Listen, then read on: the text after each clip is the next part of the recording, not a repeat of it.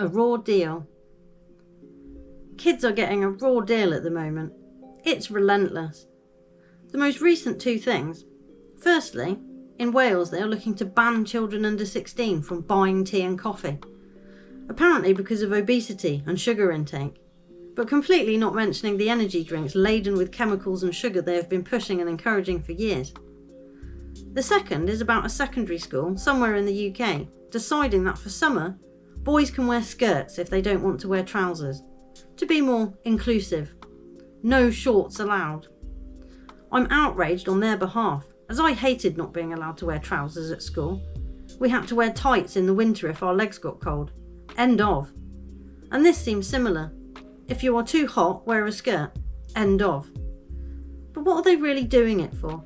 Surely if it was about being inclusive, you would have choice for all. Trousers, skirts, or shorts. For all. Is it just to make waves? Or do they really just want children to feel weird and pressurised and restricted by bizarre rules and regulations?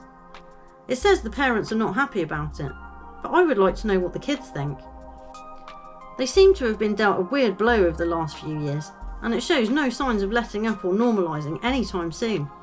Their future has been impaired beyond belief from my view. Not only have they had to contend with constantly changing rules and regulations around their home life, school life and socialising, but they are being conditioned to know it can be disrupted at any time thereafter. And we see how the powers that be seem awfully focused on getting children to partake in the experimental jab doing the rounds, bribing them through offers of ice cream, cinema tickets, calling them superheroes on posters, all very telling and obvious. Or not, because not all do see it. They still think the system is there to help. But to the rest of us, it appears they are being groomed. That is another word that will pop up later in the article, and with good reason. It seems to be a new world, and it sure isn't a brave one. It's one where some adults seem quite obsessed with exposing children to adult themes and concepts, without them having the experience or emotional maturity to understand them. Children can be very impressionable, and how they interpret things is not like an adult would at all. As well, it also depends on what age they are being exposed. What may affect someone profoundly at one age could have just passed them by if it was only a few years later. It helps to mould, shape and influence them. It strikes me as easier to manipulate people if they are worried and confused, either by what or who they are, leads to uncertainty and insecurity. And one that requires an authoritative body to help to solve that uncertainty and issues around it, so we are led to believe. But what if that authoritative body had an ulterior motive, and not your best interests at heart? They don't want to see you happy and adjusted to life, because then they wouldn't be needed, at all. If we understood we are capable of looking after ourselves and each other, the ruling elite would be surplus to requirement, and they know it. Grooming. Here is where I will revisit that word. It should hold meaning in the UK, and far beyond, I'm sure. It has been an issue in this country for decades, and only a few people have tried to sound the alarm on it for a while. The media have finally, and very unwillingly, picked up the story of thousands of children across the country in various towns, mainly female we are told, being coerced and abused on a shocking scale.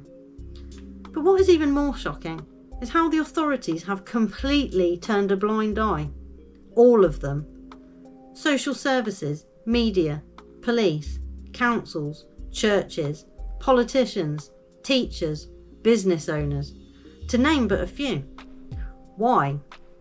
Because they don't want to be seen as racist, apparently, or inflame local tensions. Because if they were talking about the problem, it would highlight very clearly it is a cultural one, that predominantly it is men of Pakistani origin or background. One can only assume that a number of people in authority were also involved, as it appears to suit their purpose very much to keep it all ticking over. I'm in my 40s now, but knew as a teenager you didn't want to get too friendly with the blokes that ran the local Indian restaurant.